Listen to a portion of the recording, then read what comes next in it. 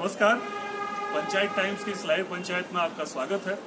हिमाचल प्रदेश विधानसभा चुनाव कवरेज के सिलसिले में दिल्ली से निकली हुई हमारी टीम इस समय शिमला, सिरमौर, सोलन, बिलासपुर, हमीरपुर, मंडी और कांगड़ा जिले के बाद चंबा जिले में आ चुकी है।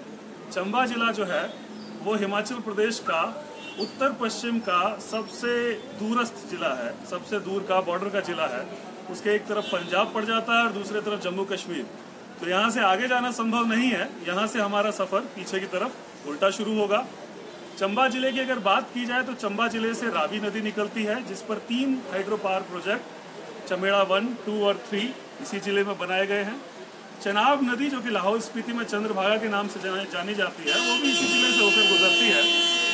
राजनीतिक रूप से कहा जाए तो चंबा में 5 सीटें हैं। 2012 के चुनाव में चंबा जिले की 5 सीटों में से 2 सीटें गई थी कांग्रेस के खाते में और 3 सीटें भारतीय जनता पार्टी के खाते में गई थी। इस समय हम लोग डलहौजी विधानसभा, चंबा जिले की डलहौजी विधानसभा के गांधी चौक पर हैं।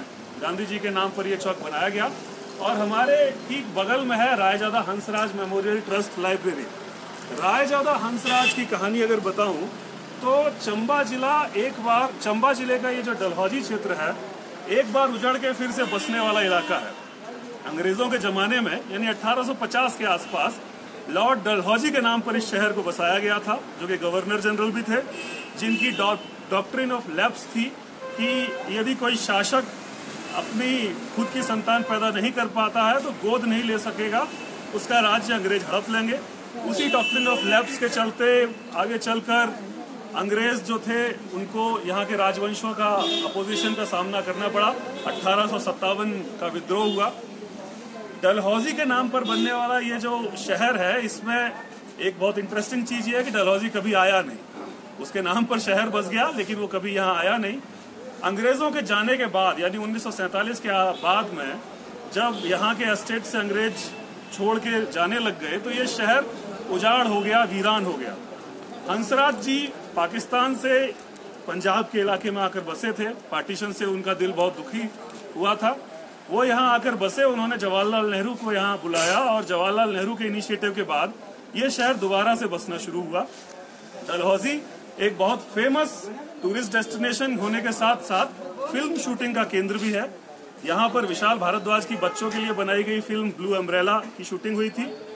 1942 अ लव स्टोरी जो कि अनिल कपूर, मनीषा कोइराला की फिल्म थी, उसकी शूटिंग भी यहाँ हुई। कुछ और फिल्मों की भी शूटिंग हुई है। राजनीतिक रूप से ये सीट कांग्रेस के दबदबे वाली सीट मानी जाती है। मौजूदा दौर में कांग्रेस की आशा कुमारी यहाँ से विधायक है। 2012 के चुनाव में भारतीय जनता पार्टी ने यहाँ से आशा कुमारी के खिलाफ रेणु चड्ढा को प्रत्याशी बनाया था। लगभग 18,000 वोट्स के साथ रेणु चड्ढा जो है वो दूसरे स्थान पर रह गई और आशा कुमारी, कांग्रेस प्रत्याशी आशा कुमारी यहाँ पर 25,000 से थोड़ा ज्यादा, लगभग 25,500 वोट पाकर जीत गई। कई बार की विधायक है। ऑल इंडिया कांग्रेस कमेटी की पंजाब की प्रभारी भी रही हैं।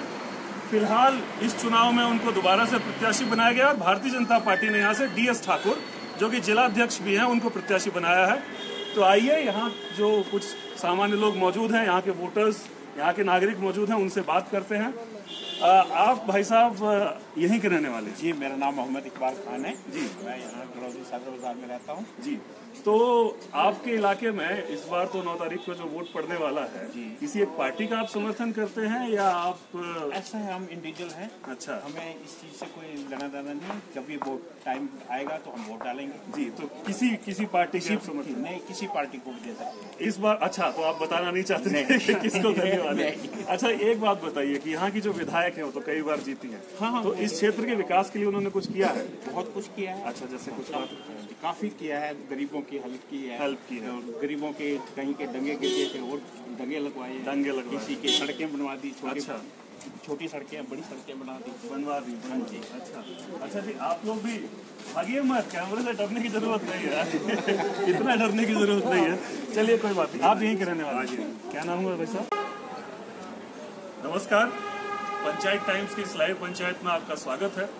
हिमाचल प्रदेश विधानसभा चुनाव कवरेज के सिलसिले में दिल्ली से निकली हुई हमारी टीम इस समय शिमला, सिरमौर, सोलन, बिलासपुर, हमीरपुर, मंडी और कांगड़ा जिले के बाद चंबा जिले में आ चुकी है। चंबा जिला जो है वो हिमाचल प्रदेश का उत्तर पश्चिम का सबसे दूरस्थ जिला है, सबसे दूर का बॉर्डर का जिला है।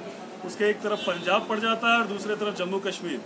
तो यहाँ से आगे जाना संभव नहीं है। यहाँ से हमारा सफर पीछे की तरफ उल्टा शुरू होगा। चंबा जिले की अगर बात की जाए तो चंबा जिले से रावी नदी निकलती है, जिस पर 3 हाइड्रो पावर प्रोजेक्ट चमेड़ा 1, 2 और 3 इसी जिले में बनाए गए हैं।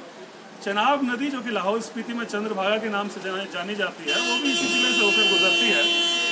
राजनीतिक रूप से कहा जाए तो चंबा में 5 सीटें हैं। 2012 के चुनाव में चंबा जिले की 5 सीटों में से 2 सीटें गई थी कांग्रेस के खाते में और 3 सीटें भारतीय जनता पार्टी के खाते में गई थी। इस समय हम लोग डलहौजी विधानसभा, चंबा जिले की डलहौजी विधानसभा के गांधी चौक पर हैं।